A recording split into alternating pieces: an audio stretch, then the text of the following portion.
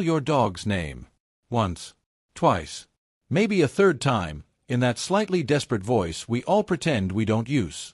And your dog looks at you, makes complete eye contact, and then turns around and trots in the opposite direction. Sound familiar? You're not alone. Recall, the fancy training word for come when called, is one of the most commonly broken commands, and one of the most misunderstood. And the frustrating part? It's almost never the dog's fault. Today, we're going to break down exactly why your dog ignores you, what's actually going on in their brain in that moment, and what you can do to fix it, for good. Let's start with the biggest myth in dog training, that a dog who doesn't come when called is being stubborn, dominant, or spiteful. They're not. Dogs don't have the capacity for that kind of calculated defiance. What they do have is an incredibly well-developed ability to weigh their options in real time. And if coming to you isn't the most rewarding option available in that moment, they'll choose something else. Simple as that.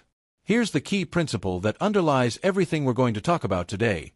Recall is a competition. Every time you call your dog, you are competing with the environment, with the smell of a squirrel, the excitement of another dog, the joy of just running freely through the grass. And if your recall doesn't win that competition consistently, it's going to fall apart. The question isn't, why won't my dog listen? The question is, have I made coming to me more rewarding than everything else out there? Here's something that surprises a lot of dog owners. One of the most common reasons recall breaks down is that we've unintentionally taught our dogs that come means something bad is about to happen. Think about the times you've called your dog. Really think about them. You called them in from the yard to end the fun and go inside. You called them over to give them a bath they hate. You called them toward you right before you put them in their crate. Or maybe you called them in the park when playtime was over and the leash was going back on. Over and over again, without meaning to, you've been sending a message. Come means the good stuff stops. Dogs are brilliant pattern recognizers. They notice this.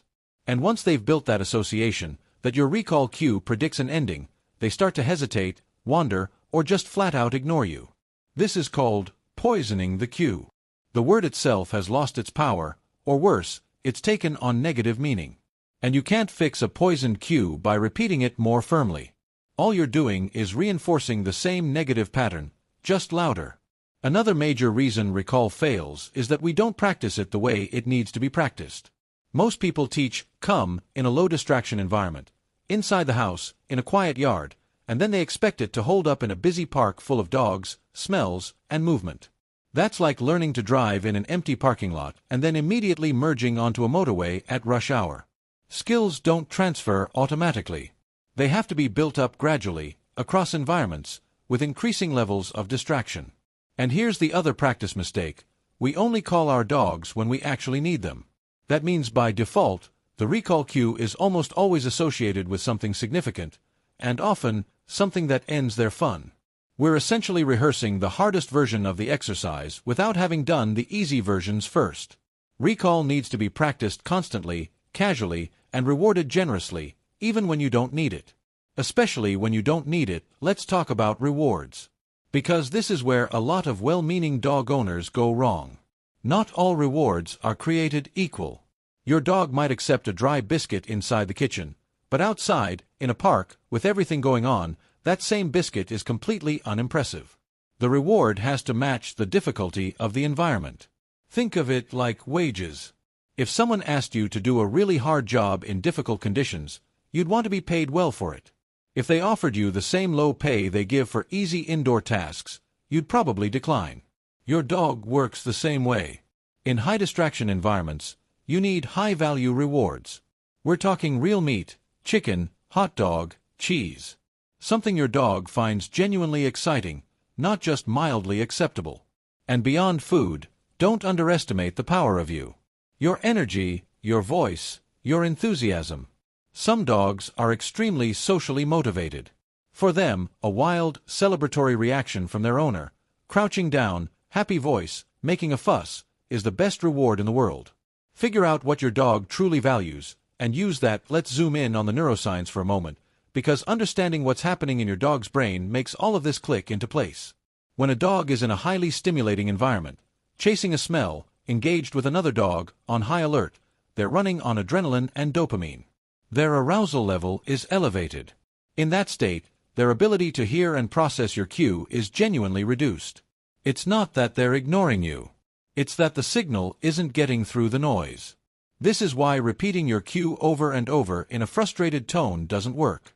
You're trying to cut through a wall of neurochemical excitement with the same word that, by this point, they've tuned out.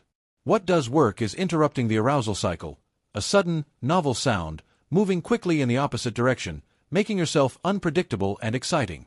Get your dog's attention first, then call them. Don't try to recall a dog who isn't even aware you're speaking. Let's run through the 5 most common mistakes that undermine recall training. 1. Calling your dog and then doing nothing when they don't come. If there's no consequence for ignoring the cue, and by consequence, we mean nothing good or bad happens, the behavior of ignoring gets reinforced by default. 2. Repeating the cue multiple times. Buddy, buddy, buddy, come. What you're teaching is that the first word means nothing. Only the third, loud version counts. Say it once. If they don't come, go and get them calmly. Reset. Try again with a shorter distance. 3. Punishing them when they finally arrive. If your dog eventually comes to you and the first thing they get is a scolding, even for something that happened earlier, you have just punished the recall. Their brain connects the punishment to the act of arriving at you, not to whatever they did 10 minutes ago. 4. Only practicing in emergencies. Recall should be used multiple times a day, in relaxed situations, for no particular reason other than to build the habit and pay the dog well for it. 5. Expecting too much too soon. Reliable recall in challenging environments takes months of consistent work. It's one of the hardest behaviors to train well, because it has to hold up against the most exciting things in your dog's world. Give it the time and investment it deserves. Here's the good news. Recall is fixable. Almost always. Even if your dog's recall is in a bad place right now, even if they've been ignoring you for years, you can rebuild it. It takes patience. It takes a willingness to go back to basics, work with shorter distances, use better rewards, and practice in a way that sets your dog up to succeed rather than fail. The dogs who come flying back at full speed, ears flapping, delighted to return? Those dogs have owners who made coming back the best thing that can happen in a dog's day. That's not magic. It's just good training, consistently applied. So the next time your dog looks at you and turns away, don't take it personally. Take it as information. Ask yourself, what is the environment offering that I'm not? And then get to work making yourself the best option in the field. You've got this. And so does your dog.